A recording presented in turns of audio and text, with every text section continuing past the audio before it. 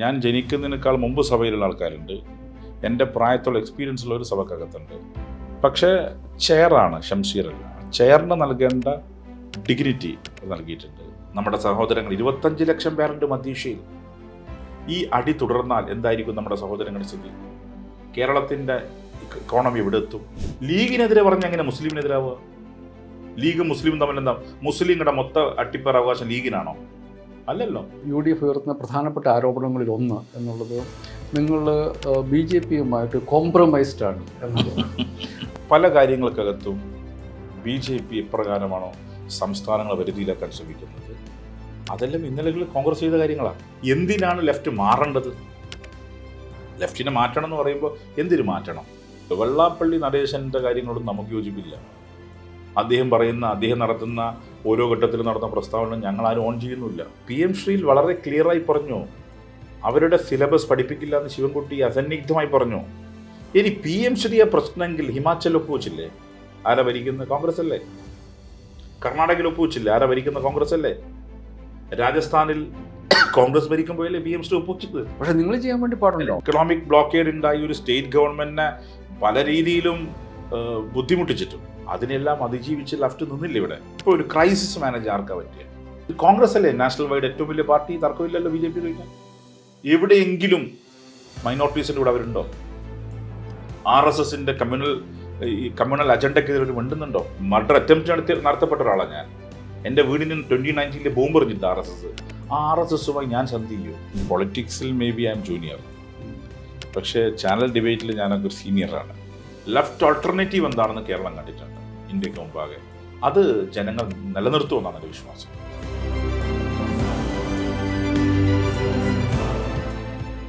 SFIയുടെ സമരവീര്യത്തിൻ്റെ പീക്കിൽ നിന്നിട്ടാണ് AN ഷംസീറിനെ കേരളം കാണുന്നത്. സ്വാശ്രയ സമരത്തിൻ്റെ ഏറ്റവും മൂർധന്യ സമയത്താണ് SFIയുടെ കണ്ണൂർ ജില്ലയിലെ അമരക്കാരൻ, പിന്നെ SFIയുടെ സംസ്ഥാന സെക്രട്ടറി, പിന്നെ CPM-ൻ്റെ ടെലിവിഷൻ ചാനലുകളിൽ ഏറ്റവും അഗ്രസീവായിട്ടുള്ള ഡിഫൻഡർ. ആ പൊസിഷനിൽ നിന്ന് ശരിക്കും ഒരു അഗ്രസീവ് CPM കേഡർ ലീഡർ എന്ന മട്ടിലൊക്കെയാണ് AN ഷംസീറിന് കേരളം അറിഞ്ഞിരുന്നത്. വളരെ പെട്ടെന്നാണ് ഷംസീർ രണ്ടാമത്തെ ടേമിലാണെങ്കിലും സ്പീക്കറായി നിയോഗിക്കപ്പെടുന്നത്. അന്ന് ധാരാളം മനുഷ്യർക്ക് സംശയം ഉണ്ടായിരുന്നു, ഇത്രയും അഗ്രസീവായിട്ട് പെരുമാറുന്ന ഒരാൾ എങ്ങനെയാണ് നിയമസഭയുടെ സ്പീക്കറാവുക എന്നുള്ളത്. എനിക്കൊന്ന് 3.5 വർഷത്തിന് ശേഷം കേരളം നിയമസഭയുടെ ചരിത്രത്തിലെ ഏറ്റവും നല്ല സ്പീക്കർമാരിൽ ഒരാളായി ചരിത്രം രേഖപ്പെടുത്തുന്ന ഒരാളായിട്ട് അദ്ദേഹം മാറിയിട്ടുണ്ട് ഇതിനകം. ഇനിയിപ്പോൾ നിയമസഭാ തെരഞ്ഞെടുപ്പ് പ്രഖ്യാപിച്ചു കഴിഞ്ഞു, പുതിയ നിയമസഭ വരുന്നത് വരെ സ്പീക്കറായിട്ടുള്ളൂ. ഈ ട്രാൻസ്ഫോർമേഷൻ ഇത് എനിക്ക് തോന്നുന്നു പ്രതിപക്ഷ നേതാക്കന്മാരും കൂടി അക്നോളജ് ചെയ്തിട്ടുണ്ട്. ഇത് ശരിക്കും ഒരു ട്രാൻസ്ഫോർമേഷൻ ആയിരുന്നു, അത് ജോലിയുടെ സ്വഭാവം കൊണ്ടുള്ളതാണോ, അത് ശരിക്കുള്ള ഷംസീർ അത് തന്നെ ആയിരുന്നു? ഇതിപ്പോൾ ഈ ചോദ്യം കുറച്ചൊരു കൺഫ്യൂസിങ് ക്വസ്റ്റ്യനാണ്. കാരണം ഞാനത് ആൻസർ എന്ത് ചെയ്യും എന്നുള്ളതാണ്. ഓരോ ഘട്ടത്തിൽ ഓരോ ചുമതല ഏൽപ്പിക്കുന്നതാണ്. ഒരു ഘട്ടത്തിൽ CPIM എന്നെ സ്പീക്കർ പദവി ഏൽപ്പിച്ചു.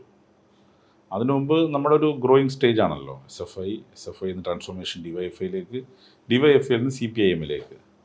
നിങ്ങൾ പറഞ്ഞ പോലെ സ്വാശ്രയ സമരത്തിൻ്റെ ഭാഗമായാണ് നമ്മളൊക്കെ കേരളത്തിൽ വിദ്യാർത്ഥി സംഘടന രംഗത്ത് കടന്നു വരുന്ന ഘട്ടം. അപ്പോൾ ഡെലിഗേറ്റ് ചെയ്ത ഗവൺമെൻറ് CPIM ഡെലിഗേറ്റ് ചെയ്തൊരു ഉത്തരവാദിത്വം അതിൻ്റെ അർത്ഥത്തിൽ നിർവഹിക്കുക എന്നുള്ളതാണ്. അത് പൂർണ്ണമായും നിർവഹിച്ചു എന്ന ബോധ്യമാണ് എനിക്കുള്ളത്. ഇനി മാർക്ക് ചെയ്യേണ്ടത് ജനങ്ങളാണ്, ഞാനല്ല മാർക്കിടേണ്ടത്. അത് ജനങ്ങൾ തീരുമാനിക്കട്ടെ. Leave it to the people. എൻ്റെ ബോധ്യം ഏൽപ്പിക്കപ്പെട്ട ഉത്തരവാദിത്വം നല്ല നിലയിൽ നിർവഹിക്കാൻ സാധിച്ചു എന്നുള്ളത് തന്നെയാണ്. ജഡ്ജ് പീപ്പിൾ ചെയ്യട്ടെ, ജനങ്ങൾ ചെയ്യട്ടെ. ഞാൻ ശ്രദ്ധിച്ചിട്ടുള്ള കാര്യം, അവതാരകനും ഒരു 4 പേരും അപ്പുറത്തും നിങ്ങൾ മാത്രമായിട്ട് ഇപ്പുറത്തും നിൽക്കുന്ന ഒരു അവസ്ഥയുണ്ടായിരുന്നു. നിങ്ങളെക്കുറിച്ചുള്ള ഇമേജ് എന്നുള്ളത് വളരെ അഗ്രസീവായിട്ട് ഡിഫെൻഡ് ചെയ്യുന്ന, പാർട്ടി പൊസിഷൻ ഡിഫെൻഡ് ചെയ്യുന്നവരുടെ സൗമ്യ മുഖങ്ങളിലൊന്നും ആയിരുന്നില്ല. CPM-നും സൗമ്യമുഖം, ഇപ്പോൾ P രാജീവ് വളരെ സൗമ്യമുഖത്തോടുകൂടി സംസാരിക്കുന്ന ആളായിരുന്നു. നിങ്ങളൊക്കെ ആയിരുന്നു അന്ന് ചാനൽ ചർച്ചകളുണ്ടായിരുന്നു. പക്ഷേ ഷംസീർ എങ്ങനെയായിരുന്നു, സ്പീക്കർ എങ്ങനെയായിരുന്നു, AN ഷംസീർ അങ്ങനെ ആയിരുന്നില്ല. പക്ഷേ ആ ട്രാൻസ്ഫോർമേഷൻ വളരെ സ്മൂത്തായിട്ട് നടന്നതാണോ, അതെയോ ഇതൊരു പാർട്ടി ചുമതലയാണ് എന്നുള്ള മട്ടിൽ തന്നെ കണക്കാക്കിയതാണോ? അല്ല, ഇതൊരു പാർട്ടി ചുമതലയാണല്ലോ. പാർട്ടി ചുമതല ഒരു മനുഷ്യൻ തന്നെയാണല്ലോ. നമ്മളെ സംബന്ധിച്ചിടത്തോളം, പുറത്ത് നിൽക്കുന്ന മനുഷ്യരെ സംബന്ധിച്ചിടത്തോളം വളരെയധികം ആൾക്കാർ അന്ന് എനിക്ക് താങ്കളുടെ പ്രസംഗം ഇതിനു മുമ്പ് കേട്ടിട്ടുള്ള ഒരാൾക്ക് തമാശ പറയാൻ അറിയാവുന്ന, ഭംഗിയായിട്ട് സംസാരിക്കാൻ അറിയാവുന്ന ഒരാളായിട്ടായിരുന്നു. പക്ഷേ ഇതൊന്നും ടെലിവിഷൻ ചാനലിൽ ഉണ്ടായിരുന്നില്ല. ടെലിവിഷൻ ചാനലിൽ നിങ്ങൾ ശരിക്കും ഹാർഷായിട്ട് സംസാരിക്കുന്ന ഒരാളായിരുന്നു. ടെലിവിഷൻ ചാനലിൽ നിങ്ങൾ പറയുന്ന ആദ്യത്തെ സ്റ്റേജാണ്. ഇപ്പം പൊളിറ്റിക്സിൽ may be I am junior, പക്ഷേ ചാനൽ ഡിബേറ്റിൽ ഞാനൊക്കെ ഒരു സീനിയറാണ്. അപ്പോൾ തുടക്കത്തിൽ അങ്ങനെയായിരുന്നു, വളരെ ഹാർഷായി, റഫായി, എൻ്റെ പാർട്ടിയുടെ ഭാഗം സമർത്ഥിക്കാൻ വേണ്ടി എതിരാളികളെ കടന്നാക്രമിക്കുന്ന ഒരു ടി വി ലെഫ്റ്റിൻ്റെ മുഖമായിരുന്നു ഞാൻ. പക്ഷേ ഒരു ട്രാൻസ്ഫോർമേഷൻ എനിക്കും ഉണ്ടായിട്ടുണ്ട്. ഒരു ഘട്ടം എത്തിയപ്പോൾ ഞാനും ഈ പറഞ്ഞ സോഫ്റ്റ് ലൈനിലേക്ക് പോയിട്ടുണ്ട്. സോഫ്റ്റ് ലൈനിലേക്ക് പോയി. പിന്നെ നേരത്തെ ഞങ്ങൾ ഡയറക്റ്റ് പോക്കായിരുന്നു, ചാനൽ ഞങ്ങൾ വിളിച്ച് ഞങ്ങൾ പോകും. പിന്നീട് പാർട്ടി ഡെലിഗേറ്റ് ചെയ്യാൻ തുടങ്ങി. ഒരു ഘട്ടം എത്തിയപ്പോൾ ഞങ്ങൾ വിഡ്രോ ചെയ്തു ഡിസ്കഷനിൽ നിന്ന്, പൂർണ്ണമായും മാറി. പിന്നെ പാർട്ടി ഡെലിഗേറ്റ് ചെയ്യുന്ന ചർച്ചകളിൽ മാത്രം പങ്കെടുക്കുക നിലവന്നു. പിന്നെ തീരെ പൂർണ്ണമായും പോവാതായി. അവസാനം പിന്നെ സ്പീക്കറായി പിന്നെ പോകേണ്ട കാര്യവും വരുന്നില്ല. അങ്ങനെയാണ് യഥാർത്ഥത്തിൽ ഷംഷീർ അതാണ്. സഭയിൽ രണ്ടാമത്തെ ടൈമിലാണ് വരുന്നത്. വലിയ സീനിയർ നേതാക്കന്മാരുണ്ടായിരുന്ന സഭയിലാണ് വന്നിട്ടുണ്ടായിരുന്നത്. എങ്ങനെയുണ്ടായിരുന്നു സഭയിലെ സഭാനാഥൻ എന്ന നിലയ്ക്കുള്ള ഒരു പ്രവർത്തനം? എത്ര സ്മൂത്തായിരുന്നു? എങ്ങനെയുണ്ടായിരുന്നു സഹകരണം പല പ്രതിപക്ഷ പാർട്ടികളിൽ നിന്നൊക്കെ ഉണ്ടായിരുന്നു? എൻ്റെ ജീവിതത്തിലെ ഏറ്റവും മനോഹരമായ കാലമാണ് സ്പീക്കർ പദവി. മെയ് ആകുമ്പോൾ 44 മാസം. ഈ 42 മാസക്കാലം ഞാൻ എൻജോയ് ചെയ്തു എന്നുള്ളതാണ് ഈ സ്പീക്കർ പദവി. അതിൽ അൺബയസ്ഡായി നിൽക്കേണ്ടടുത്ത് അൺബയസ്ഡായി നിന്നുകൊണ്ട് എൻ്റെ കാര്യങ്ങൾ നീക്കിയിട്ടുണ്ട്. പിന്നെ എല്ലാവരും എന്നോട് നല്ല സഹകരണമാണ്. ഒപ്പോസിഷൻ ആവട്ടെ, ഗവൺമെൻറ് ആവട്ടെ, നല്ല രീതിയിൽ തന്നെ സഹകരിച്ചു. അതുകൊണ്ടാണല്ലോ സഭ കൊണ്ടുപോകാൻ സാധിച്ചത്. മുഖ്യമന്ത്രിയും മന്ത്രിമാരും സഹകരിച്ചു, പ്രതിപക്ഷ നേതാവും ഉപനേതാവും പ്രതിപക്ഷ അംഗങ്ങളും ആ ഒരു ചെയറിനെ റെസ്പെക്റ്റ് ചെയ്തുകൊണ്ട് സംസാരിച്ചു. അപ്പോൾ ചെയറാണ്, ഷംഷീറല്ല ചെയറാണ്. ആ ചെയറിന് കിട്ടേണ്ട ഡിഗ്നിറ്റി കിട്ടി. അതുകൊണ്ടാണ് നല്ല നിലയിൽ സഭ കൊണ്ടുപോകാൻ സാധിച്ചത്. പ്രതിപക്ഷവും അതിൽ നല്ല രീതിയിൽ സഹകരിച്ചിട്ടുണ്ട്. ഉള്ള പോലെ പറയണമല്ലോ. അതിൽ ഏറ്റവും നന്നായിട്ട് ലീഡ് ചെയ്ത് പ്രതിപക്ഷത്തു നിന്ന് സീനിയർ നേതാക്കന്മാരുടെ പേരെടുത്ത് പറയുകയാണെങ്കിൽ അതിൽ ഏറ്റവും കൂടുതൽ സഹകരണം ഓഫർ ചെയ്ത ആളുകൾ ആരൊക്കെ ആയിരിക്കും? അതിൽ ബഹുമാനപ്പെട്ട പ്രതിപക്ഷ ഉപനേതാവ് കുഞ്ഞാലിക്കുട്ടി സാഹിബ് നല്ല രീതിയിൽ സഹകരിച്ചിട്ടുണ്ട്. പിന്നെ പ്രതിപക്ഷ നേതാവെന്ന പൊസിഷൻ നിന്നുകൊണ്ട് തന്നെ അദ്ദേഹം പറയേണ്ട ഭാഗം ശക്തമായി പറയുകയും അതേസമയം സഭ നടത്തിക്കൊണ്ടുപോകാൻ ആവശ്യമായ പിന്തുണ അദ്ദേഹം നൽകിയിട്ടുണ്ട്. പിന്നെ പലപ്പോഴും പി കെ ബഷീറൊക്കെ ഒരു മധ്യസ്ഥനായി വന്ന് സഭ കൊണ്ടുപോകാൻ ആവശ്യമായ സഹായം നൽകിയിട്ടുണ്ട്. അതിൽ പിന്നെ രമേശ് ചെന്നിത്തല വളരെ സീനിയർ. രമേശ് ചെന്നിത്തലയും ഞാൻ പറയാം, രമേശ് ചെന്നിത്തലയും അദ്ദേഹമൊക്കെ വളരെ പൊസിഷൻ റെസ്പെക്ട് ചെയ്യുന്ന ആളാണ്. അപ്പോൾ ആ റെസ്പെക്റ്റ് നൽകിയിട്ടുണ്ട്. അതുകൊണ്ടാണല്ലോ സഭ ഇങ്ങനെ കൊണ്ടുപോകാൻ സാധിച്ചത്. ഇപ്പം മുഖ്യമന്ത്രിയും ചെയറിനോട് അത് പൊളിറ്റിക്കൽ സീനിയോറിറ്റി വെച്ചിട്ടല്ല. അല്ലല്ല, അതിൽ നിങ്ങൾ കാണേണ്ടത് ആ സഭയിലെ താരതമ്യേന ഏറ്റവും ജൂനിയറാണ് ഞാൻ ജനിക്കുന്നതിനേക്കാൾ മുമ്പ് സഭയിലുള്ള ആൾക്കാരുണ്ട്. എൻ്റെ പ്രായത്തുള്ള എക്സ്പീരിയൻസ് ഉള്ള ഒരു സഭക്കകത്തുണ്ട്. പക്ഷേ ചെയറാണ്, ഷംഷീറല്ല. ചെയറിന് നൽകേണ്ട ഡിഗ്നിറ്റി നൽകിയിട്ടുണ്ട്, ഡെക്കോറം കീപ്പ് ചെയ്തിട്ടുണ്ട്. വളരെ ഡിഗ്നിഫൈഡ് ആയിട്ട് തന്നെയാണ് അവർ സഭാനാഥനോട് പെരുമാറിയിട്ടുള്ളത്. അതുകൊണ്ട് തന്നെയാണ് വലിയ രീതിയിൽ മറ്റു പ്രശ്നങ്ങളൊന്നും ഇല്ലാത്ത രീതിയിലേക്ക് സഭ കൊണ്ടുപോകാൻ കഴിഞ്ഞത്.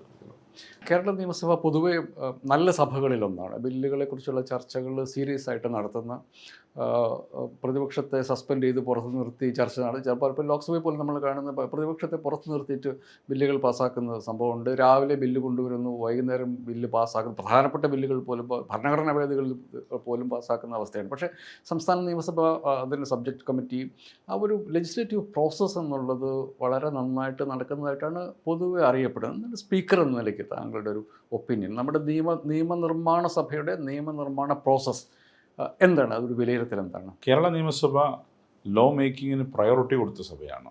ലെജിസ്ലേച്ചർ എന്ന് പറഞ്ഞാൽ ലോ മേക്കിംഗ് ആണല്ലോ. അപ്പോൾ ആ ലോ മേക്കിംഗ് പ്രോസസ്സിന് പ്രയോറിറ്റി നൽകിയ അസംബ്ലിയാണ് കേരള ലെജിസ്ലേറ്റീവ് അസംബ്ലി. പബ്ലിഷ് ചെയ്ത് ഏതാണ്ട് എല്ലാ ബില്ലുകളും പാസ്സാക്കി. പബ്ലിഷ് ചെയ്ത ചില ബില്ലുകൾ പബ്ലിഷ് ചെയ്യാൻ പറ്റിയില്ല, ചില ബില്ലുകൾ നിർമ്മിക്കേണ്ടതായിരുന്നു. പക്ഷെ പൊതുവിൽ പബ്ലിഷ് ചെയ്ത എല്ലാ ബില്ലുകളും പാസ്സാക്കി. അതിലൊരു 80% ബില്ലുകളിൽ നല്ല ചർച്ചകൾ നടന്നു. 2 ബില്ലുകൾ സെലക്ട് കമ്മിറ്റിക്ക് വിട്ടു പൊതുജനാഭിപ്രായം തേടാൻ. ഇങ്ങനെ ഒരു ഡെമോക്രാറ്റിക് പ്രോസസ്സിനകത്ത് നല്ല രീതിയിൽ ജനങ്ങളെ കൂടി വിശ്വാസത്തിലെടുത്തും നിയമസഭാ സാമാജികന്മാർ വിശ്വാസത്തിലെടുത്തുമാണ് നിയമനിർമ്മാണം നടന്നത്. അതിൽ വളരെ പ്രൗഡാണ്. എനിക്ക് അഭിമാനത്തോടെ പറയാൻ സാധിക്കും, കേരളം ഇന്ത്യക്ക് മാതൃകയാണ്. അതിൽ പ്രതിപക്ഷ ഭരണപക്ഷ വ്യത്യാസമില്ലാതെ നല്ല ചർച്ചകൾ, ക്ലൂസ് ബൈ ക്ലൂസിൽ അമെൻമെൻറ്റും മറ്റു കാര്യങ്ങളും കൊണ്ടുവന്ന് ബില്ല് സമ്പുഷ്ടമാക്കുന്നതിൽ പ്രതിപക്ഷം നല്ല രീതിയിൽ സഹകരിച്ചു. നല്ല രീതിയിൽ ഭരണപക്ഷവും അതിനകത്ത് ഇടപെട്ടുകൊണ്ട് ബില്ലിൻ്റെ രൂപീകരണത്തിൽ ഇടപെട്ടു എന്നുള്ളതാണ്. ഈ ഇടപെടാൻ വേണ്ടിയിട്ട് ഇപ്പം വിദേശ രാജ്യങ്ങളിലൊക്കെ ലെജിസ്ലേറ്റേഴ്സിന് ഒരു സെക്രട്ടേറിയൽ അസിസ്റ്റൻസ് അവർക്ക് ആവശ്യമായിട്ട് ഡേറ്റ സംഘടിപ്പിച്ച് കൊടുക്കാൻ വേണ്ടിയിട്ട് ഇപ്പം അതിനു വേണ്ടിയിട്ടുള്ള സംവിധാനങ്ങൾ ഒഫീഷ്യലായിട്ട് തന്നെയുണ്ട്. കേരള നിയമസഭയിൽ അതെങ്ങനെയാണ്? അതുപോലെ ഒരു എം എൽ എക്ക് ഒരു ചർച്ചയിൽ പങ്കെടുക്കണമെങ്കിൽ അയാൾക്ക് ആവശ്യമായ ഡേറ്റ അയാൾ പേഴ്സണലായിട്ട് സംഘടിപ്പിക്കേണ്ടതുണ്ട്. അതിനുള്ള ഫെസിലിറ്റി അയാൾക്കുണ്ടോ? എന്താണ് കേരള നിയമസഭയുടെ ഒരു അവസ്ഥ? അല്ല, അതിലിപ്പോൾ കേരള ലെജിസ്ലേറ്റീവ് അസംബ്ലിക്ക് നല്ല മനോഹരമായ ലൈബ്രറി ഉണ്ട്, ലക്ഷക്കണക്കിന് പുസ്തകങ്ങളുള്ള. ഒപ്പം നല്ല രീതിയിൽ തന്നെ അവരുടെ സ്റ്റാഫ്, ഓരോ മന്ത്രി എം എൽ എമാരുടെയും പി എമാർ സഹകരിക്കും. അവർ തന്നെ വർക്ക് ചെയ്യും. ഇപ്പോൾ ഒരു ബില്ലാകുമ്പോൾ അതിൻ്റെ ഒരു മൂല ബില്ലുണ്ടാവുമല്ലോ, അതിൽ നിന്ന് റെഫർ ചെയ്ത് കാര്യങ്ങൾ പഠിക്കാൻ പാകത്തക്ക നിലയിലുള്ള നല്ല രീതിയിൽ ഒരു ഹോംവർക്ക് നടത്തിയാൽ നന്നായി ഇടപെടാൻ പറ്റുന്ന ഒരു പശ്ചാത്തലം കേരളത്തിലുണ്ട്. എം എൽ എമാർ സ്വയം കഠിനാധ്വാനം ചെയ്തു, ഓഫീസ് സഹകരിച്ചു, നിയമസഭ അവർക്ക് ആവശ്യമായി പിന്തുണ നൽകി. എല്ലാം ചേർന്നപ്പോഴാണ് നല്ല രീതിയിൽ നിയമനിർമ്മാണം കേരളത്തിൽ നടന്നിട്ടുള്ളത്. പാർലമെൻറ്റിൽ ഒക്കെ അതിനുവേണ്ടി ചില NGOsകളും ചില രജിസ്റ്റേർഡ് ചില എസ്റ്റാബ്ലിഷ്മെൻറ്റുകളുണ്ട് എം പിമാരെ സഹായിക്കാൻ വേണ്ടിയിട്ട്. അങ്ങനെ ഒരു സംവിധാനം കേരളത്തിലുണ്ടോ? സർക്കാർ അങ്ങനെ ഒരു കാര്യം ചെയ്യേണ്ടതുണ്ടോ? അതായത് അല്ല, അതിലിപ്പോൾ ഇവർക്ക് തന്നെ സ്വയം ചെയ്യാൻ പറ്റുന്ന കാര്യങ്ങളേ ഉള്ളൂ. ഇപ്പോൾ ഒരു നിയമം ആദ്യം പബ്ലിഷ് ചെയ്യുമല്ലോ, അപ്പോൾ അത് എന്തിനു വേണ്ടിയാണെന്നുള്ള കാര്യങ്ങൾ മനസ്സിലാക്കി നല്ലൊരു ഹോംവർക്ക് നടത്തി, നന്നായി ഹോംവർക്ക് നടത്തുന്ന എം എൽ എമാരുണ്ട്. നല്ല ഒരു 2-3 പേരുടെ പേര് പറയാമോ? അത് തീർച്ചയായിട്ടും നമ്മുടെ ചരിത്രത്തിൽ അങ്ങനെ പലരെക്കുറിച്ചും ആൾക്കാർ പറഞ്ഞു. നന്നായിട്ട് ഹോംവർക്ക് ചെയ്തിട്ട് വന്ന് ഒരു ബില്ലിനെ അതിൻ്റെ ഒരു ക്വാളിറ്റി ഒന്ന് എൻഹാൻസ് ചെയ്യാൻ സഹായിച്ച എം എൽ എമാർ. അല്ല, അതിലിപ്പം ചീഫ് വിപ്പ് ഉണ്ട്, ഡോക്ടർ ജയരാജ്. ഏറ്റവും കൂടുതൽ അമെൻമെൻറ്റ് മൂവ് ചെയ്യുന്ന എം എൽ എ ആയിരിക്കും. ഓരോ ബില്ലിലും അത്രയും അമെൻമെൻറ്റ്സ് മൂവ് ചെയ്തിട്ടുണ്ടാവും. ഓക്കെ, നല്ല രീതിയിൽ തന്നെ നിയമം കൊണ്ടുവരുന്ന എം എൽ എ ആണ്. അമെൻമെന്റ് കൊണ്ടുവരുന്ന ഒരാളാണ്. ചിലത് അക്സെപ്റ്റ് ചെയ്യും, ചിലത് ഗവൺമെന്റ് തള്ളും. പരമാവധി ചിലത് അക്സെപ്റ്റ് ചെയ്തിട്ടുണ്ട്. ഷംസുദ്ദീൻ നന്നായിട്ട് കൊണ്ടുവരുന്ന ഒരാളാണ്. അങ്ങനെ ഭരണപക്ഷത്ത് നോക്കിയാൽ ഭരണപക്ഷത്തും പ്രതിപക്ഷത്തുമായി നല്ല രീതിയിൽ നിയമനിർമ്മാണത്തിൽ ഇടപെടുന്ന എം എൽ എമാരുണ്ട്. നല്ല രീതിയിൽ തന്നെ ഹോംവർക്ക് ചെയ്ത്, പ്രത്യേകിച്ച് ഇപ്പോൾ ഒരു ഇലക്ഷൻ മോഡിലേക്ക് പോകുമ്പോൾ ഞാൻ വെറുതെ ഒരു കൺഫ്യൂസിങ്ങിന് കൂടുതലേക്ക് പോകുന്നില്ല. നല്ല രീതിയിൽ തന്നെ ഇടപെടുന്ന എം എൽ എമാരുണ്ട്. ഒരു പ്രധാനപ്പെട്ട പ്രശ്നമായിട്ട് എനിക്ക് തോന്നിയിരിക്കുന്നത് നിയമസഭയുടെ അവകാശം. അപ്പം നമ്മൾ നിയമസഭയിലേക്ക് ആളുകളെ തിരഞ്ഞെടുക്കാൻ വേണ്ടി പോകുന്നത്, നിയമസഭയെ തിരഞ്ഞെടുക്കാൻ വേണ്ടി പോകണം. നിയമസഭയുടെ ഭരണഘടനാപരമായ ഒരു അധികാരമാണ് നിയമം പാസ്സാക്കുക എന്നുള്ളത്. നിയമസഭ ബില്ല് പാസ്സാക്കുന്നു, ഗവർണർ സൈൻ ചെയ്ത് അത് നിയമമാക്കുന്നു.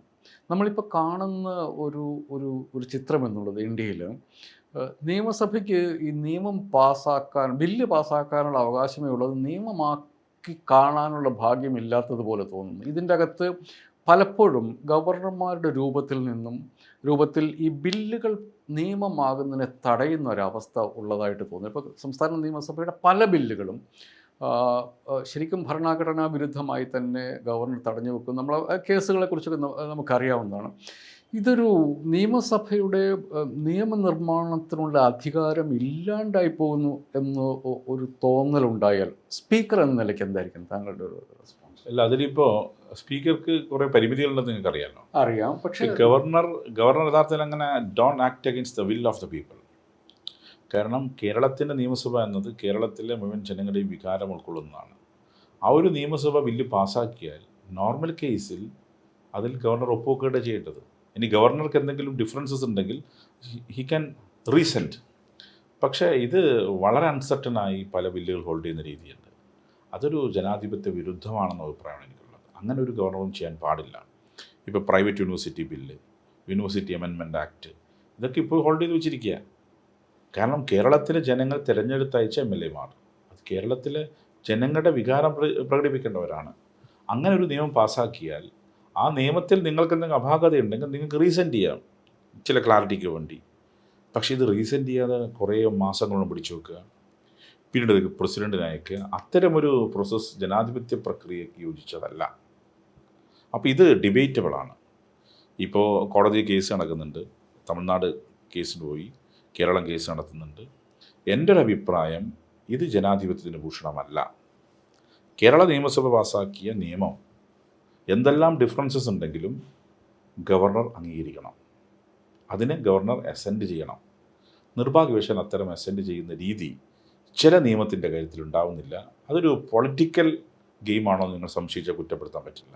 അങ്ങനെ ഗവർണർ ആക്ട് ചെയ്യാൻ പാടില്ല എന്നാണ് ബഹുമാനപ്പെട്ട ഗവർണറോട് വിത്ത് ഡ്യൂ റെസ്പെക്റ്റ് ഞാൻ പറയണം. അങ്ങനൊരു പെരുമാറ്റം അവരുടെ ഭാഗത്തുണ്ടാവാൻ പാടില്ല.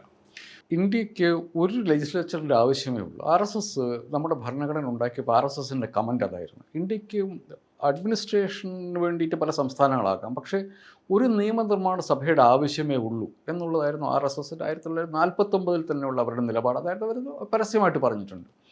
ഇന്ത്യ ഇപ്പം ഏകദേശം അങ്ങനെ ഒരു അവസ്ഥയിലേക്ക് വന്നു എന്ന് ഞാൻ പറഞ്ഞാൽ സ്പീക്കറുടെ റെസ്പോൺസ് എന്തായിരിക്കും? അതായത് ഇപ്പോൾ സംഭവിക്കുന്നത് പലപ്പോഴും ഒന്നുകിൽ കേന്ദ്ര സർക്കാർ നിയമിക്കുന്ന ഗവർണർ ഈ ബില്ലുകൾ തടഞ്ഞു വെക്കുന്നു, അതല്ലെങ്കിൽ പ്രസിഡന്റിന് അയക്കുന്നു എന്ന് പറഞ്ഞാൽ കേന്ദ്ര സർക്കാരിൻ്റെ ഒപ്പീനിയനാണ് പ്രസിഡന്റിൽ കൂടി വരുന്നത്. എന്ന് വെച്ചാൽ കേന്ദ്ര പാർലമെൻറ്റിനോട് ഉത്തരവാദിത്തമുള്ള കേന്ദ്ര മന്ത്രിസഭയ്ക്ക് തീരുമാനിക്കാം ഏതൊക്കെ സംസ്ഥാനങ്ങളിൽ ഏതൊക്കെ ബില്ലുകൾ പാസ്സാക്കണമെന്ന് എന്നൊരവസ്ഥ നമ്മുടെ നാട്ടിൽ ഇപ്പോഴുണ്ടോ? ഉണ്ട്. അത് അങ്ങനെയാണെങ്കിൽ അത് RSSൻ്റെ ഒറിജിനൽ തീമിന് അനുസരിച്ച് വരികയില്ല. അങ്ങനൊരു നമ്മുടെ ജനാധിപത്യത്തിന് വളരെ അടിസ്ഥാനപരമായിട്ടുള്ള ഫെഡറൽ തത്വം ഒരു വെല്ലുവിളി നേരിടുന്നില്ലേ? ശക്തമായ സംസ്ഥാനം, സുശക്തമായ കേന്ദ്രം, അതാണല്ലോ നമ്മുടെ ഒരു കോൺസെപ്റ്റ്. അതിൽ നിന്ന് വ്യത്യസ്തമായി ഇപ്പോൾ നടന്നുകൊണ്ടിരിക്കുന്ന കാര്യം സംസ്ഥാനങ്ങൾ ദുർബലപ്പെടുത്തുകയാണ്. സംസ്ഥാനങ്ങൾക്ക് ആവശ്യമായ ഫണ്ട് കൊടുക്കാതിരിക്കുക, സംസ്ഥാനത്തിന് യഥാർത്ഥ ഒരു ഇക്കണോമിക് ബ്ലോക്കേഡാണ് കേരളത്തിൽ നടക്കുന്നത്. ആവശ്യമായ പണം നൽകാതെ, അതൊരു ശരിയായ രീതിയല്ല. അതൊരു ഫെഡറൽ സിസ്റ്റത്തിൻ്റെ ലംഘനമാണ്. RSS ഒരു ഫാസിസ്റ്റ് സ്വഭാവമുള്ള സംഘടനയാണ്. മിസോളനിയിൽ നിന്നും മറ്റും കാര്യങ്ങൾ പഠിച്ച് നടപ്പിലാക്കാൻ ശ്രമിക്കുന്ന ഒരു ഫാസിസ്റ്റ് പ്രസ്ഥാനമാണ്. അവർ ഈ രീതിയിൽ തന്നെ ഇന്ത്യയെ കൊണ്ടുപോകാൻ ശ്രമിക്കുമെന്ന് ചോദിച്ചാൽ നടക്കില്ല ഇന്ത്യയിൽ. കാരണം ഇന്ത്യയുടെ ജനിതക ഘടനയ്ക്ക് DNA ഒരു പ്രത്യേകത ഉണ്ട്. ആ DNA എറഗൻസിനെതിരാണ്. ഇപ്പോൾ അവർ തേർഡ് ടേം ഭരിക്കുന്നു, പക്ഷെ ഇതും നേറുകാലം പോവില്ല. എമർജൻസി നടപ്പിലായില്ലേ? എന്താ സംഭവിച്ചത്? എമർജൻസി നടപ്പിലാക്കി ഇന്ത്യയിൽ ജനം തിരസ്കരിച്ചു എമർജൻസി നടപ്പിലാക്കിയവരെ. അതിന് സമാനമായി ഇന്ത്യൻ ജനാധിപത്യത്തെ അട്ടിമറിക്കാനും ഇന്ത്യൻ ഭരണഘടന ദുർബലപ്പെടുത്താനും ആര് ശ്രമിച്ചാലും താൽക്കാലികമായി വെച്ച് ഒരു പക്ഷേ അവർക്കുണ്ടാകും, പക്ഷേ അറ്റ് ലാസ്റ്റ് ജനങ്ങൾ ജയിക്കും. ഇതിനെ അട്ടിമറിക്കാൻ ശ്രമിക്കുന്ന ശക്തികളെ ജനം തിരസ്കരിക്കും. ആ കാലം വിദൂരമല്ല. ഞാനൊരു ഒപ്റ്റിമിസ്റ്റാണ്. ശ്രീ ഷംസീർ സ്പീക്കറായപ്പോഴാണ് നമ്മുടെ നാട്ടിൽ ഇപ്പോൾ പുതുതായിട്ട് ലിറ്ററേച്ചർ ഫെസ്റ്റിവൽ നാടുകളിലൊക്കെ വരാൻ തുടങ്ങി. ആളുകൾ വളരെ സീരിയസ് ആയിട്ട് അവരുടെ ഒരു കൾച്ചറൽ എക്സ്പ്രഷൻ എന്ന നിലയ്ക്ക് പലയിടത്ത് വന്നു തുടങ്ങി. നിയമസഭ അതിനൊരു മുൻകൈയെടുത്തു. അതെനിക്ക് തോന്നുന്നു വളരെ ഹ്യൂജ് ഹീറ്റാണ്. ഞാൻ 2 പ്രാവശ്യം സന്ദർശിച്ചപ്പോഴും വളരെയധികം ആൾക്കാരിങ്ങനെ ശരിക്കും തിരക്കുള്ള ഒരു പരിപാടിയായിരുന്നു. തിരുവനന്തപുരത്തിന് ഓഫ് കോഴ്സ് അതിൻ്റെ ഒരു കൾച്ചറൽ ആംബിയൻസ് അവിടെ ഉണ്ട്. പക്ഷേ ആളുകൾ ഇടിച്ചു നിന്ന് അതിലേക്കൂടെ സന്ദർശിക്കുന്നു, പിന്നെ പലതരം ചർച്ചകൾ കേൾക്കുന്നു, പുസ്തക സ്റ്റാളുകൾ എടുത്ത് വരുന്നു, ധാരാളം പുസ്തക സ്റ്റാളുകൾ വരുന്നു. ഈ ഐഡിയ എവിടെ നിന്ന് വന്നു? എന്തായിരുന്നു നടത്തിപ്പ്? നിങ്ങളുടെ അതിനെക്കുറിച്ചുള്ള അസസ്മെൻ്റ് എന്താണ്? നിങ്ങളുടെ ഐഡിയ തന്നെ എവിടെ നിന്ന് വന്നു? കേരള IBF എന്നത് കേരള നിയമസഭയുടെ ചരിത്രം പരിശോധിക്കുമ്പം ഒരു സിഗ്നേച്ചർ ഇവൻ്റാണ്. ഒരു നിയമസഭയും ഇന്നേ വരെ ഒരു പുസ്തകോത്സവം സംഘടിപ്പിച്ചിട്ടില്ല. അത് നടപ്പിലാക്കിയത് കേരള നിയമസഭയാണ്. ഞങ്ങളിൽ നിന്ന് കാര്യങ്ങൾ പഠിച്ച് അവതരിപ്പിക്കാൻ വേണ്ടി, നടത്താൻ വേണ്ടി കർണാടക സ്പീക്കർ UT ഖാദർ വന്നിരുന്നു. അദ്ദേഹം അതിൻ്റെ ഒരു സ്മോൾ വെർഷൻ അവിടെ നടത്തിയിട്ടുണ്ടായിരുന്നു, ഒരു സോഫ്റ്റ് വെർഷൻ. ഇത്തവണ 4th എഡിഷൻ കഴിഞ്ഞപ്പം തെലങ്കാനയുടെ ടീം വന്നു. ഈ ഫെസ്റ്റിവൽ എങ്ങനെയാണ് സംഘടിപ്പിക്കുന്നത്, ഇതിൻ്റെ മോഡ് ഓഫ് ഓപ്പറേഷൻ എങ്ങനെയാണെന്ന് നമുക്ക് മനസ്സിലാക്കാൻ വേണ്ടി. ഇന്ത്യക്ക് പല കാര്യത്തിനും കേരളം മാതൃകയാണ്. വിദ്യാഭ്യാസം, ആരോഗ്യം, സാക്ഷരതാ പ്രസ്ഥാനം, ലിറ്ററസി ക്യാമ്പയിൻ. അതുപോലെ ഇന്ത്യക്ക് കേരളം മാതൃകയാകുന്ന മറ്റൊരു മെഗാ ഇവൻ്റാണ് literary festival Kerala IBF. 2023 first തുടങ്ങുന്നത്. 23, 24, 25, 23 2 തവണ നടത്തി. അപ്പോൾ അതൊരു ഞങ്ങളുടെ ഒരു വളരെ എല്ലാ കാലത്തും വളരെ പ്രൗഡായി കേരള നിയമസഭ. എങ്ങനെ ഐഡിയ വരുന്നത്? എങ്ങനെയാണ് ഇത്? കേരളത്തിൻ്റെ ലെജിസ്ലേറ്റീവ് അസംബ്ലിയുടെ 100th ആനിവേഴ്സറി ലൈബ്രറിയുടെ അതിൻ്റെ ഭാഗമായിട്ടാണ് ഈ ആശയം രൂപപ്പെട്ടത്. അന്ന് സ്പീക്കർ MB രാജേഷ് ആയിരുന്നു. അദ്ദേഹത്തിൻ്റെ നേതൃത്വത്തിലാണ് ഇതിൻ്റെ തുടക്കം എന്ന് പറയുമ്പോൾ ഇങ്ങനൊരു ആശയം രൂപപ്പെട്ടു. അപ്പോഴേക്കും അദ്ദേഹം മാറിപ്പോയി. തുടർന്ന് സെപ്റ്റംബർ മാസം ഞാൻ വന്നു. അപ്പോൾ അത് ഏതാണ്ടൊരു വേണോ വേണ്ടേ എന്നൊരു കൺഫ്യൂസിങ് സ്റ്റേജിലായിരുന്നു. അത് ഞങ്ങളങ്ങ് എടുത്തു. അത് ഇന്ന് കാണുന്ന ഒരു വലിയ പ്രോഡക്റ്റായിട്ട് അത് മാറി. കേരള ഈ ഘട്ടത്തിൽ എന്താ പ്രത്യേകത? ഈ 7 ദിവസം നിയമസഭയിൽ പ്രവേശിക്കാൻ പാസും വേണ്ട, ഒന്നും വേണ്ട. ഏതൊരു ലേമിനും എളുപ്പം വരാം, കടന്നു പോകാം. 7-ാം ദിവസം കഴിഞ്ഞ് 8-ാം തീയതി ആകുമ്പോൾ വീണ്ടും സെക്യൂരിറ്റി ചെക്സാണ്. പാസ് എവിടെ, മൊബൈൽ ഫോൺ വാങ്ങിച്ചു വെക്കുന്നു. ഇത് 7 ദിവസം കേരള നിയമസഭ എല്ലാവർക്കും തുറന്നു കൊടുക്കുകയാണ്. ഒപ്പം 300 പുസ്തകശാലകൾ, 200-ലേറെ പ്രസാധകന്മാർ, ബുക്ക് ഡിസ്കഷൻസ്, വിവിധ ഓതേഴ്സ്, പല സെമിനാർസ്, കൾച്ചറൽ ഇവൻറ്റ്സ് എല്ലാം കൊണ്ടും തിരുവനന്തപുരം അക്ഷരാർത്ഥത്തിൽ ആഹ്ലാദത്തിൻ്റെ 7 ദിനങ്ങളായിരുന്നു ഞങ്ങളുടെ ഫെസ്റ്റിവൽ നടക്കുന്ന ദിവസം. അതിന്ന് ഒരു മെഗാ ഇവൻ്റായി മാറി. KLIBF-ന്റെ 4th എഡിഷൻ കഴിയുമ്പോൾ ഇനി ഇത് ഉപേക്ഷിക്കാൻ ആർക്കും കഴിയില്ല. അങ്ങനെയുണ്ടോ? നിയമസഭാ സമ്മേളനം നടത്തുന്നത് പോലെ നിയമസഭാ ബജറ്റ് സമ്മേളനം നടത്തും, അതുപോലെ തന്നെ മൺസൂൺ സെഷൻ നടത്തും, പിന്നെ വിൻ്റർ നടത്തുന്ന പോലെ നിയമസഭയ്ക്ക് ഓരോ ജൂണിലൊരു session, January session, budget session, ഇതുപോലെ ഇനി ഇത് നടത്താതിരിക്കാൻ ആർക്കും കഴിയില്ല. അത് ഞങ്ങൾ എസ്റ്റാബ്ലിഷ് ചെയ്തു. KLIBF എന്നത് എസ്റ്റാബ്ലിഷ് ചെയ്യാൻ സാധിച്ചു എന്നുള്ളതാണ് എൻ്റെ നിയമസഭാ സ്പീക്കർ അനുഭവത്തിൽ എനിക്ക് ഏറ്റവും പ്രൗഡായി തോന്നുന്ന കാര്യം. പ്രതിപക്ഷ നേതാക്കന്മാരും വന്ന് റെഗുലറായിട്ട് സംസാരിക്കാറുണ്ട്. ഞാൻ കേട്ടിട്ടുണ്ട്. ബഹുമാനപ്പെട്ട പ്രതിപക്ഷം VD സതീശൻ പങ്കെടുക്കാറുണ്ട്, ഉപനേതാവ് പങ്കെടുക്കാറുണ്ട്, പ്രതിപക്ഷ നേതൃനിരയിലെ പലരും വ്യത്യസ്ത സെക്ടറിനകത്ത് പങ്കെടുക്കാറുണ്ട്. അതിലൊരു സംശയമില്ലാതെ എല്ലാവരും ഈ സഭ വരുമ്പോൾ എല്ലാവരും കോർഡിനേറ്റ് ചെയ്യുന്നുണ്ട്. ഒരു തരത്തിലുള്ള ബുദ്ധിമുട്ടില്ലാതെ എല്ലാവരും കോപ്പറേറ്റ് ചെയ്തുകൊണ്ട് തന്നെയാണ് ഇക്കാലം അത്രയും KLIBF-ന്റെ 4 എഡിഷൻ നടത്താൻ കഴിഞ്ഞത്. അപ്പോൾ KLIBF-ന്റെ 5th എഡിഷൻ ഞാൻ പിരിയും പറഞ്ഞ് ഞങ്ങൾ മാറുകയാണ്. ഒരു പുതിയ ടീം വരും. ആ ടീമിനെ എങ്ങനെയാണോ നിങ്ങൾ ഇന്നലെ എന്നെ സപ്പോർട്ട് ചെയ്തത്, അതുപോലെ നാളെ പുതിയ ടീമിനെ സപ്പോർട്ട് ചെയ്യാൻ നിങ്ങൾക്ക് എക്സ്പീരിയൻസ് ഉണ്ട്, അത് നിങ്ങൾ ഉപയോഗിക്കണം എന്നാണ് പറഞ്ഞത്. നമ്മൾ തുടങ്ങിയപ്പം സംസാരിച്ച് ഒരു ട്രാൻസ്ഫോർമേഷനെ കുറിച്ച് പറഞ്ഞിട്ടുണ്ടായിരുന്നു. നിങ്ങൾ വളരെ CPM സംസ്ഥാന കമ്മിറ്റി അംഗമാണ്, SFIയുടെ വൈഫിയുടെ തീപ്പൊരി നേതാവാണ്. പക്ഷേ സ്പീക്കറായി കഴിഞ്ഞപ്പോൾ നിങ്ങൾക്ക് രാഷ്ട്രീയമേ പാടില്ല. അസംബ്ലിയിൽ പോലും സംസാരിക്കുന്നത് കക്ഷി രാഷ്ട്രീയം തീരെ പറ്റത്തില്ലാത്തതാണ്. ആ ലൈഫ് എങ്ങനെ ഉണ്ടായിരുന്നു? നിങ്ങൾ എൻജോയ് ചെയ്തു എന്ന് പറഞ്ഞു. 3.5 വർഷം കാമായിട്ട് എനിക്ക് വന്ന് ഓഫീസ് അവേഴ്സ് പോലെ വർക്ക് ചെയ്യാൻ മതി, അങ്ങനെയൊക്കെ ഉണ്ടായിരിക്കും. പക്ഷേ ഒരു പൊളിറ്റിക്കൽ ലീഡർ എന്ന നിലയ്ക്ക് CPM-ന്റെ സംസ്ഥാന കമ്മിറ്റി എന്ന് നിങ്ങൾക്ക് പ്രതികരിക്കണം എന്ന് തോന്നുന്ന പല കാര്യങ്ങളിലും മിണ്ടാൻ പറ്റാത്തൊരവസ്ഥയുണ്ട്. അതെങ്ങനെ മാനേജ് ചെയ്തു? അല്ല, ഞാൻ യഥാർത്ഥത്തിൽ ഇതിപ്പോൾ ഓരോ ഡെലിഗേറ്റ് ചെയ്യും. ഞാൻ പറഞ്ഞല്ലോ, ചുമതല പാർട്ടി ഏൽപ്പിച്ചു.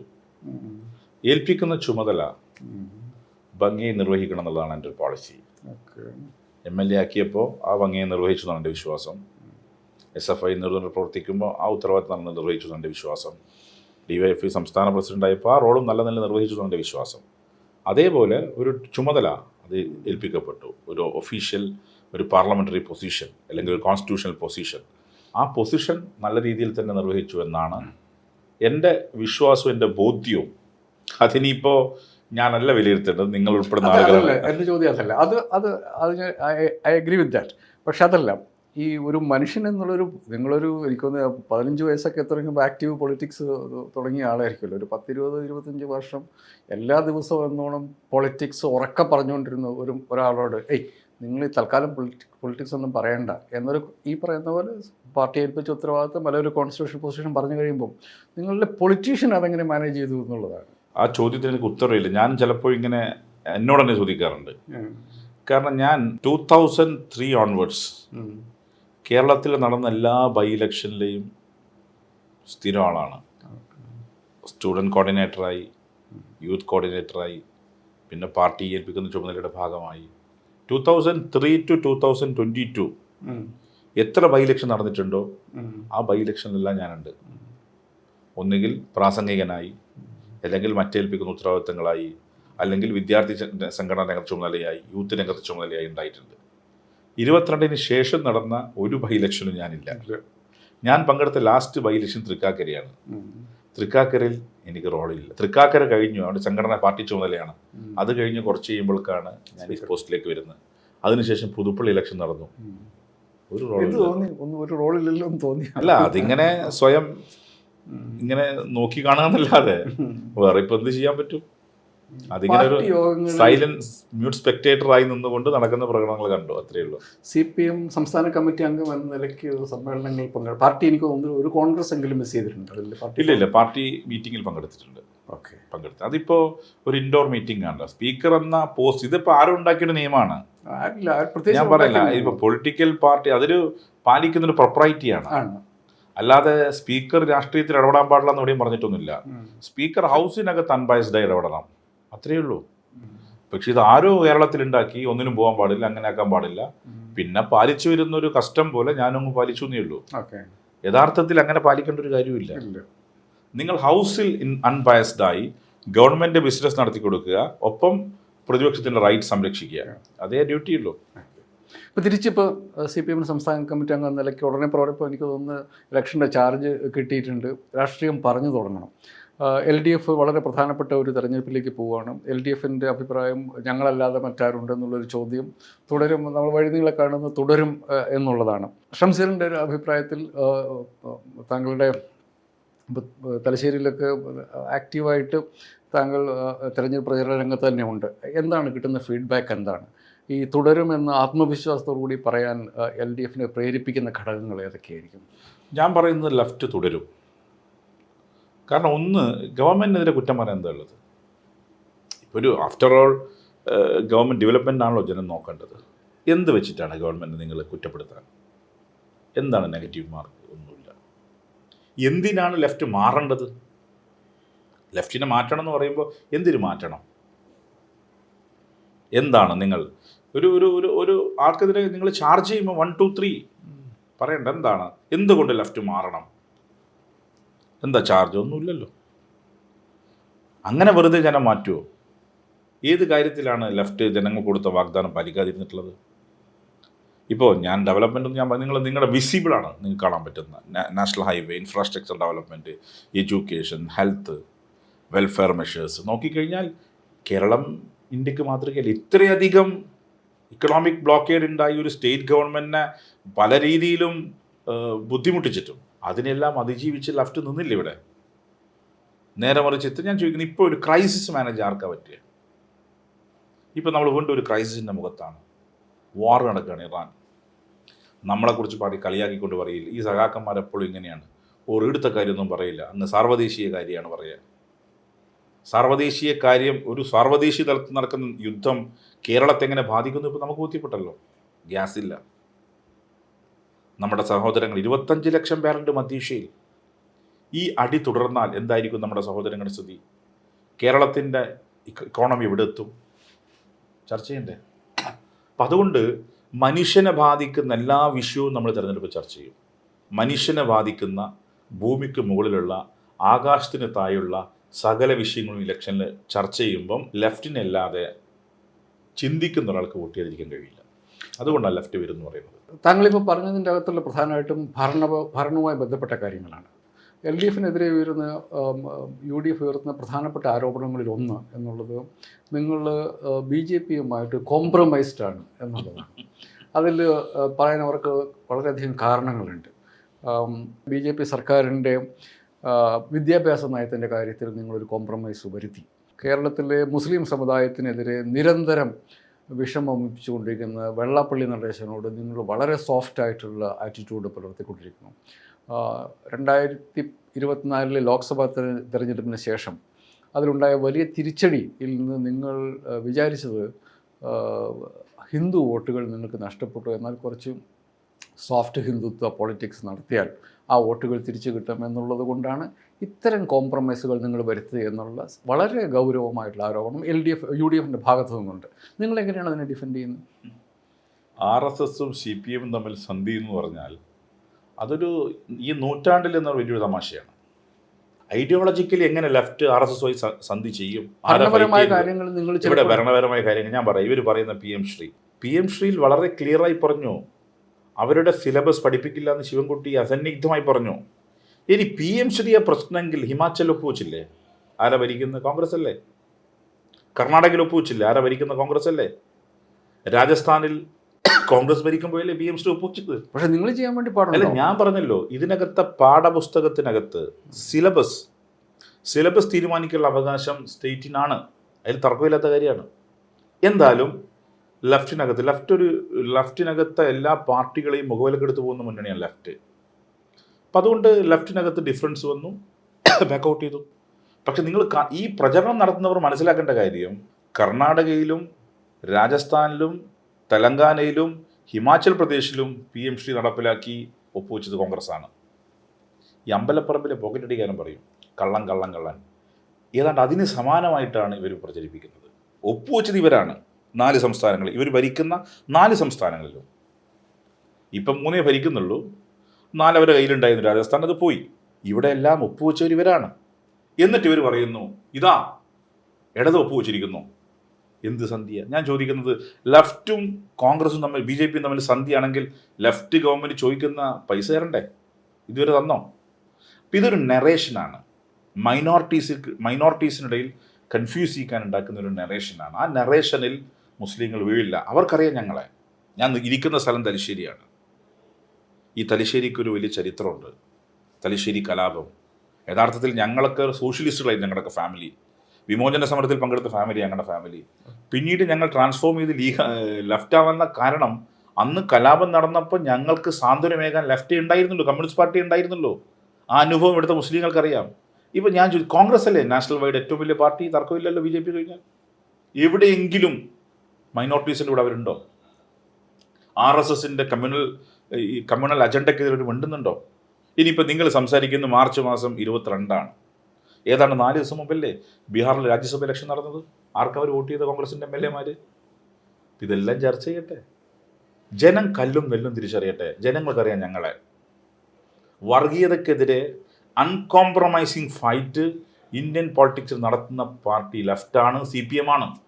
അതിന് കോംപ്രമൈസ് ഇല്ല. പവറിൻ്റെ പുറകെ പോയി. ഇപ്പം എന്നെ പോലും ആക്ഷേപിച്ചു ഒരു സ്റ്റേറ്റ്മെൻറ്റ് പോലെ. RSSകാർ ഫിസിക്കൽ അറ്റാക്ക് ചെയ്ത ആൾ, നിരവധി തവണ RSSകാർ കൊല്ലുമെന്ന് പറഞ്ഞ് മർഡർ അറ്റംപ്റ്റ് നടത്തപ്പെട്ട ഒരാളാണ് ഞാൻ.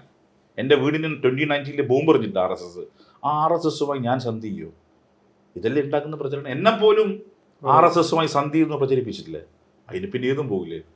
ഒരു ഭാഗത്ത് RSS എന്നെപ്പോലുള്ള ആളുകളെ, ഈ മുസ്ലിം ഫണ്ടമെന്റലിസ്റ്റുകൾ RSSുമായി സന്ധി നടന്ന് സ്ഥാപിച്ചെടുക്കാൻ ശ്രമിക്കുമ്പം, ലോകത്തെമ്പാടുമുള്ള മുസ്ലിങ്ങൾക്ക് നേരെ നടക്കുന്ന വേട്ടക്കെതിരെ ഫൈറ്റ് ചെയ്യുന്ന, തൂലിക കൊണ്ടും നാവ് കൊണ്ടും ഫൈറ്റ് ചെയ്യുന്ന സ്വരാജിനെ പോലുള്ള ആളുകളെ മുസ്ലിം ഫണ്ടമെന്റലിസ്റ്റ് ഗ്രൂപ്പ് വിളിക്കുന്നു സംഘാവ്. ഇതല്ലേ നമ്മൾ കാണുന്നത്? ഒരു മുസ്ലിം MSFൻ്റെ മറ്റൊരു പെൺകുട്ടിയെ വിളിച്ചത് സംഘാവ്. ഇതൊക്കെ ശരിയാണോ? ഞങ്ങൾ രണ്ടിനുമെതിരെ ഫൈറ്റ് ചെയ്യുന്നവരാ. ഞങ്ങളിപ്പോൾ പറയാം, 2 വർഗീയതയ്ക്കുമെതിരെ സന്ധിയില്ലാത്ത ഫൈറ്റാണ്. അതിന് അധികാരമുണ്ടോ ഇല്ലയോ എന്നുള്ളതല്ല. അധികാരമല്ലല്ലോ, അതിനപ്പുറത്ത് നമ്മുടെ സമൂഹമല്ലേ വേണ്ടത്. അപ്പോൾ അതിൽ വർഗീയതക്കെതിരെ സുശക്തമായ ഫൈറ്റ് ഇന്ത്യൻ പോളിറ്റിക്സിൽ നടത്തിയവർ ഞങ്ങളാണ്. ഇനിയും ഞങ്ങൾ നടത്തും, ഒരു സംശയവും വേണ്ട. അതിൽ ടാക്ടിക്കലായിട്ടുള്ള ഒരു പ്രശ്നമുണ്ട്. അങ്ങനെയാണെങ്കിൽ ഈ ഇംപ്രഷൻ ക്രിയേറ്റ് ചെയ്യാനുള്ള 1, 2, 3 എന്നൊക്കെയുള്ള കാരണങ്ങൾ എന്തിനാണ് LDF കൊടുക്കുന്നത്? ഈ PMC അത് വേണ്ടെന്ന് വെച്ചു. അതൊരു അഡ്മിനിസ്ട്രേറ്റീവ് ലാപ്സ് ആയിരുന്നു. അങ്ങനെയാണെങ്കിൽ അതായിരുന്നില്ല. അത് ജനങ്ങളോട് തുറന്ന് പറയേണ്ടതായിരുന്നില്ല. അതെന്തിനാണ് ഈ ഒളിച്ചു വെക്കുന്നത്? മനുഷ്യരോട് പറയാതെ പോകുന്നില്ല. ഞാൻ പറഞ്ഞല്ലോ, PMCയുടെ കാര്യത്തിൽ PMCയിൽ എവിടെയാണ് ഡിഫറൻസ് ഉള്ളത്? RSSൻ്റെ അജണ്ട എഡ്യൂക്കേഷനകത്ത് നടപ്പിലാക്കില്ലേ? സിലബസിനകത്ത് വളരെ ക്ലിയറായി പറഞ്ഞു, സിലബസ് തീരുമാനിക്കുന്ന അധികാരം സംസ്ഥാനത്തിനാണ്. ഇതാർക്കും മനസ്സിലാവില്ല. ഇതിങ്ങനെ വെറുതെ ബഹളം ഉണ്ടാക്കി കൺഫ്യൂഷൻ ഉണ്ടാക്കുന്ന സമീപനം 4 മുസ്ലിം വോട്ട് കിട്ടുമെന്നുള്ളതാണ്. അത് മനസ്സിലാക്കേണ്ടത് അതിനു വേണ്ടി ഉണ്ടാക്കുന്ന പ്രചരണം മാത്രമാണ്. പിന്നെ നിങ്ങൾ പറഞ്ഞു വെള്ളാപ്പള്ളിയെക്കുറിച്ച്. ലീഗിനെതിരെ പറഞ്ഞ് എങ്ങനെ മുസ്ലിമിനെതിരാവുക? ലീഗും മുസ്ലിമും തമ്മിലെന്താ? മുസ്ലിങ്ങളുടെ മൊത്തം അട്ടിപ്പറ അവകാശം ലീഗിനാണോ? അല്ലല്ലോ. ലീഗിനെ ക്രിട്ടിസൈസ് ചെയ്യുമ്പം അത് മുസ്ലിങ്ങളെ ആകെ ആക്ഷേപിച്ചു എന്ന രീതിയിലേക്ക് വരുത്തണ്ട. പക്ഷേ വെള്ളാപ്പള്ളി നടേശൻ പറയുന്നത്, അദ്ദേഹം നായാടി മുതൽ നസ്രാണി വരെ എന്ന് പറയുമ്പം അദ്ദേഹം സത്യത്തിൽ പച്ചവർഗീയതയും വംശീയതയുമാണ് പറയുന്നത്. ഞാൻ പറഞ്ഞല്ലോ, വെള്ളാപ്പള്ളി നടേശൻ്റെ കാര്യങ്ങളോടും നമുക്ക് യോജിപ്പില്ല. അദ്ദേഹം നടത്തുന്ന ഓരോ ഘട്ടത്തിലും നടന്ന പ്രസ്താവന ഞങ്ങളാരും ഓൺ ചെയ്യുന്നില്ല. പക്ഷെ മറുഭാഗത്ത് ഇത്തരം ഉയർത്തിക്കാട്ടി ധ്രുവീകരണം ഉണ്ടാക്കുന്നത് ശരിയാണോ? അദ്ദേഹത്തിൻ്റെ പ്രസ്താവനകളെ ഞങ്ങൾ ഔട്ട്റൈറ്റായി ഡിനൈ ചെയ്യുന്നു, ഒരു സംശയവും വേണ്ട. പക്ഷേ മറുഭാഗത്ത് CPMനെ മുസ്ലിങ്ങൾക്ക് വേണ്ടി അല്ലെങ്കിൽ മൈനോറിറ്റീസിന് വേണ്ടി, ക്രിസ്ത്യൻ ആവട്ടെ മുസ്ലിംസ് ആവട്ടെ, അവർക്ക് വേണ്ടി നിലകൊള്ളുന്നൊരു പാർട്ടിക്കെതിരെ ഇത്തരം അസത്യങ്ങളും ഞങ്ങൾക്കെതിരെ ഉയർത്താൻ പറ്റുന്ന ഏറ്റവും വലിയ ആക്ഷേപത ഞങ്ങൾ വർഗീയവാദി എന്ന അങ്ങനെ ഒരു ആക്ഷേപം ഞങ്ങൾക്കെതിരെ, ഏറ്റവും വലിയ ആക്ഷേപം ഞങ്ങൾക്കെതിരെ ഉന്നയിക്കുന്നത്, അത് കേരളീസമോ തിരിച്ചറിയുന്ന എനിക്ക് സൂചിപ്പിക്കാനുണ്ട്. പല കാര്യങ്ങൾക്കകത്തും BJP എപ്രകാരമാണോ സംസ്ഥാനങ്ങളെ വരുതിയിലാക്കാൻ ശ്രമിക്കുന്നത്, അതെല്ലാം ഇന്നലകളിൽ കോൺഗ്രസ് ചെയ്ത കാര്യങ്ങളാണ്. പക്ഷേ BJP പ്രൊഫഷണലായി ചെയ്യുന്നത് മാത്രമാണ്. വിദ്യാഭ്യാസം തന്നെ നമുക്ക് നോക്കാം. സ്റ്റേറ്റ് ലിസ്റ്റിലായിരുന്നു. ആ സ്റ്റേറ്റ് ലിസ്റ്റിലായിരുന്ന വിദ്യാഭ്യാസത്തെ കൺകറന്റ് ലിസ്റ്റിലേക്ക് മാറ്റിയതാരാ? കോൺഗ്രസ്സാണ്. രാജീവ് ഗാന്ധിയുടെ സമയത്താണ് എഡ്യൂക്കേഷൻ പോളിസി കൊണ്ടുവന്നത്. ഘട്ടം ഘട്ടമായി സംസ്ഥാനത്തിൻ്റെ മുകളിൽ നിന്ന് അധികാരം പിടിച്ചു വെച്ചത് കോൺഗ്രസ്സാണ്, പിടിച്ചെടുത്തത്. അതിൻ്റെയൊക്കെ ഭാഗമായി സംസ്ഥാനം ലഭിക്കേണ്ട കാശ് പോലും കിട്ടാതെ വന്ന പശ്ചാത്തലത്തിലാണ് PMCയെ കുറിച്ചുള്ള ആലോചന നടക്കുന്നത്. അപ്പോഴും വളരെ ക്ലിയറാണ്, ലെഫ്റ്റ് വളരെ സ്പെസിഫിക്കായി പറഞ്ഞിട്ടുണ്ട്, PM ശ്രീയിൽ എന്താണോ BJP ഗവൺമെൻറ് ലക്ഷ്യം വെക്കുന്നത് ഇവിടെ നടപ്പിലാവില്ല. വർഗീയതയാണോ ലക്ഷ്യമിടുന്നത് കേരളത്തിൽ നടപ്പിലാക്കില്ല ഞങ്ങൾ പറഞ്ഞു. രണ്ടാമത്തെ കാര്യം, സ്റ്റേറ്റിനാണ് സിലബസ് തീരുമാനിക്കുന്ന അധികാരം എന്നും അതിൽ പറഞ്ഞിട്ടുണ്ട്. അത് പ്രകാരമാണ് അതുമായി മുന്നോട്ട് പോയത്.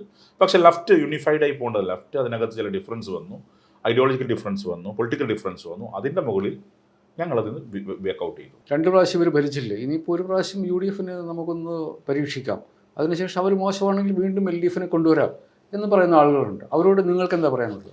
അത് ആ ഒരു ചർച്ച നടത്തുന്നത് നിഷ്പക്ഷർ എന്ന് നടിച്ചിട്ടുള്ള പക്ഷക്കാരാണ്. അവർ നിഷ്പക്ഷരെന്ന രീതിയിലേക്കൊരു ചർച്ച അങ്ങ് ഉൽപ്പാദിപ്പിക്കും. അവർ നിഷ്പക്ഷരൊന്നുമല്ല. അവർക്ക് വ്യക്തമായ പക്ഷമുണ്ട്. ആ പക്ഷം വലതുപക്ഷമാണ്. അപ്പം അതിൽ പല ടൈപ്പ് ആളുണ്ടല്ലോ. ഒന്ന് ഹാർഡ് കോറായി വിമർശിക്കുക ലെഫ്റ്റിനെ, മറ്റൊന്ന് പാസീവായിട്ട് പറയുക, പിന്നെ ഇങ്ങനെ നിന്നിട്ട് ചില കാര്യങ്ങൾ. ഇപ്പോൾ നടക്കുന്നൊരു ചർച്ചയാണ്. 2 തവണ ആയില്ലേ, അവരേതും ഘട്ടത്തിൽ ഈ 2 തവണ വലിച്ച ലെഫ്റ്റിന് വേണ്ടി വോട്ട് ചെയ്തിട്ടുണ്ടോ? ഇല്ല. ഒരു ഘട്ടത്തിലും ഈ 10 വർഷം അധികാരത്തിലിരുന്ന ലെഫ്റ്റിന് വോട്ട് ചെയ്യാത്തവരാണ് എല്ലാ കാലത്തും റൈറ്റ് വിങ്ങിന് വോട്ട് ചെയ്തവരാണ് പറയുന്നത്. എക്സ്ട്രീം റൈറ്റിനും വോട്ട് ചെയ്തവർ പറയുന്നത്. എന്നാൽ പിന്നെ ഒരു തവണ മാറട്ടെ. അത് കൺഫ്യൂസ് ഉണ്ടാക്കാനാണ്, കൺഫ്യൂസ് ചെയ്യാൻ വേണ്ടിയാണ്. അത് ജനം തിരിച്ചറിയും. ലെഫ്റ്റിൻ്റെ ഒരു 3rd ഗവൺമെൻറ് ഉണ്ടാകും. ലെഫ്റ്റ് ഓൾട്ടർനേറ്റീവ് എന്താണെന്ന് കേരളം കണ്ടിട്ടുണ്ട് ഇന്ത്യക്ക് മുമ്പാകെ. അത് ജനങ്ങൾ നിലനിർത്തുമെന്നാണ് എൻ്റെ വിശ്വാസം. ഇടതുപക്ഷത്തിൻ്റെ ഒരു പ്രശ്നമായിട്ട് ഞാൻ കണ്ടിരിക്കുന്നത് ഈ ടെക്നോളജി അപ്ഡേറ്റ് ചെയ്യുന്ന കാര്യത്തിലുള്ള ഒരു പതുക്കെ പോക്കാണ്. എനിക്ക് തോന്നുന്നു കേരളത്തിൽ UDF, കോൺഗ്രസ്, മുസ്ലിം ലീഗ് ഇവരൊക്കെ ടെക്നോളജി വളരെ ഇഫക്റ്റീവായിട്ട് യൂസ് ചെയ്യുകയും നേരത്തെ തന്നെ താങ്കൾ പറഞ്ഞതുപോലെ ഈ വളരെ ഇഫക്റ്റീവായിട്ട് കമ്മ്യൂണിക്കേറ്റ് ചെയ്യുകയും ചെയ്യുന്നുണ്ട്. ഇടതുപക്ഷം എന്ത് ചെയ്യണമെന്നാണ് നിങ്ങൾ വിചാരിക്കുന്നത്? നിങ്ങൾ എന്താണ് ചെയ്യാൻ വേണ്ടി പോകുന്നത്? സജീവ രാഷ്ട്രീയത്തിലേക്ക് ഇപ്പോൾ നിങ്ങൾ തിരിച്ചു വരികയാണല്ലോ. എങ്ങനെയാണ് നിങ്ങൾ ഈ പുതിയ കാലഘട്ടത്തിൻ്റെ സാധ്യതകൾ ഉപയോഗിക്കാൻ വേണ്ടി പോകുന്നത്? അല്ല, ഡിജിറ്റൽ പ്ലാറ്റ്ഫോമിൽ നമ്മൾ സജീവമായിക്കൊണ്ടിരിക്കുകയാണ്. നേരത്തെ ഡിജിറ്റൽ പ്ലാറ്റ്ഫോമിൽ നമ്മൾ അത്ര പിറകിലായിരുന്നില്ല, എന്നാൽ നമ്മൾ മുന്നിലുമായിരുന്നില്ല. ഇപ്പോൾ ഡിജിറ്റൽ പ്ലാറ്റ്ഫോമിൽ ഒഫൻസീവായി പോകാൻ സാധിക്കുന്ന രീതിയിലേക്കുള്ള സംവിധാനം ലെഫ്റ്റിന് വന്നിട്ടുണ്ട്. അപ്പോൾ ഡിജിറ്റൽ പ്ലാറ്റ്ഫോം തന്നെയാണ് പ്രധാനം. ഇപ്പോൾ സോഷ്യൽ മീഡിയ മിക്കവാറും ഫേസ്ബുക്കും ഇൻസ്റ്റാഗ്രാമുമാണ്. ഇപ്പം നമ്മളൊക്കെ ഒരു ഫേസ്ബുക്കാണ് സജീവമെങ്കിൽ നമ്മുടെ താഴെയുള്ള ടീം ഒരു ജെൻസി അവർ ഇൻസ്റ്റാഗ്രാമിലാണ്. അപ്പോൾ ഇതിനകത്തൊക്കെ ഒരു ഇൻസ്റ്റാഗ്രാം ജനറേഷൻ എന്ന് വേണം വിളിക്കുക. ആ ജനറേഷനാണ്. അപ്പോൾ അതിനൊക്കെ ഫലപ്രദമായി എങ്ങനെ അഡ്രസ്സ് ചെയ്ത് പോകാൻ സാധിക്കുമോ ആ നിലയിലേക്കുള്ള ഒരു ട്രാൻസ്ഫോർമേഷൻ ലെഫ്റ്റിനകത്തും വരുന്നുണ്ട്. അപ്പോൾ അത് സജീവമായി നിങ്ങൾ പറഞ്ഞ ടെക്നോളജി ബേസ്ഡ് ആയ ഒരു സംവിധാനം വരണം എന്നുള്ളതാണ്. അത് നല്ല രീതിയിൽ തന്നെ ലെഫ്റ്റ് ഇപ്പോൾ ഫോക്കസ് ചെയ്യുന്നുണ്ട്. അതിൽ നമ്മൾ അഡ്വാൻസ് ചെയ്തു വന്നു നമ്മുടെ വിശ്വാസം. നമ്മളിത് അവസാനിപ്പിക്കുക. അതിന് മുമ്പ് ഒരു ചോദ്യം. ഇപ്പോൾ താങ്കളൊരു 3.5 വർഷം പ്രസംഗങ്ങൾ കേട്ടില്ല, ചർച്ചകൾ കേട്ടില്ല, വളരെ സ്പീക്കർ എന്നുള്ള ഭരണഘടനാപരമായ പൊസിഷനിൽ മാത്രമാണ് കണ്ടിട്ടുണ്ടായിരുന്നത്. ഇനി അങ്ങോട്ട് ഏത് രൂപത്തിലൊക്കെ ശ്രീ ഷംസീറിനെ കാണാൻ വേണ്ടി പറ്റും? ഇന്നലകളിൽ നിങ്ങൾ എങ്ങനെയായിരുന്നു എന്നെ കണ്ടത്? ക്യാമ്പയിനിലും മറ്റു കാര്യങ്ങളിലുമാണ്. അത് ആ നിലയിൽ തന്നെ ലെഫ്റ്റിൻ്റെ ഒരു മുഖമായി, ലെഫ്റ്റിൻ്റെ ഒരു സോൾജിയറായി ലെഫ്റ്റിനെതിരെ നടക്കുന്ന ആക്രമണങ്ങളെ പ്രതിരോധിക്കാൻ മുന്നിൽ ഞാനുണ്ടാവും. All the best. Thank U.